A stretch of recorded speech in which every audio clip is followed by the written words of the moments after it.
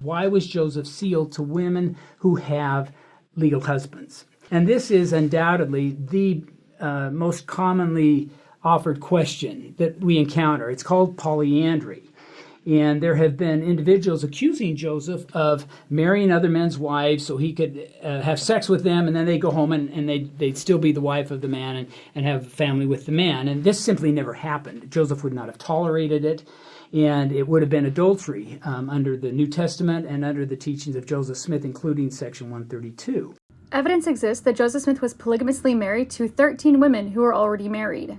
And evidence exists that he had or could have had sexual relations with 10 out of these 13 women.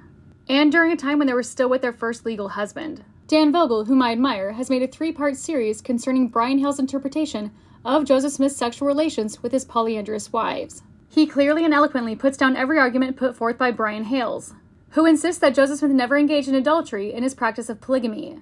So let's go through some of those sources. Sylvia Sessions incorrectly thought that her daughter Josephine belonged to Joseph Smith and not to her legal husband, indicating that she was having sex with both Joseph and Windsor during the same time. Presendia Huntington's situation was similar. She said she did not know if her son belonged to Joseph Smith or to her husband Norman Buell. For Zina Huntington, who later became one of Brigham Young's wives, we learn more from Annalisa Webb Young, who was also one of Brigham Young's wives, in her book Wife Number 19, and from Annalisa's mother, Eliza Jane Webb.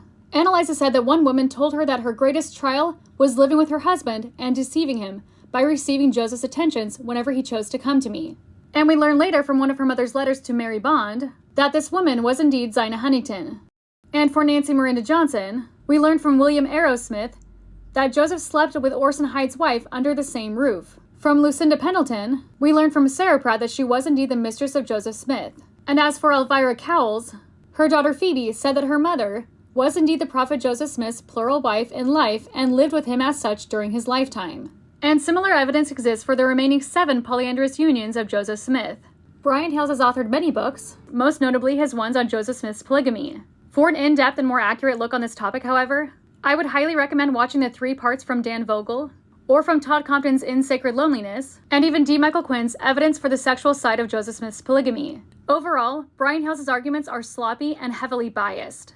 And there are much better sources to go to learn about Joseph Smith's polygamy.